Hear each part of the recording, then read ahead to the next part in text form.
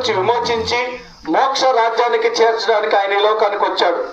యేసుక్రీస్తు ప్రభు వారి గురించి 3 లక్షణాలు మీకు తెలియపరచాలని ఆశిస్తున్నాను. మొట్టమొదటిగా ఆయన పరిశుద్ధుడు. ఈ లోకంలో చూసినట్లయితే ఏ భేదము లేదు. అందరూ పాపము చేసి దేవుడు అనుగ్రహించు మహిమను పొందలేకపోతున్నారని బైబిల్ ఘోషిస్తా ఉంది. అంటే నీతిమంతుడు లేడు, ఒక్కడునూ లేడు. అందరూ ఏదో ఒక దగ్గర, ఏదో ఒక సమయంలో, ఏదో ఒక విషయంలో పాపము చేసినటువంటి వారి. అయితే యేసుక్రీస్తు ప్రభు వారి యొక్క జీవితాన్ని చూసినప్పుడు ఆయన పరిశుద్ధుడు, నిష్కల్మషుడు, నిర్దోషి, పాపులలో చేరక ప్రత్యేకముగా ఉన్నవాడు అని బైబిల్ సెలవిస్తా ఉంది.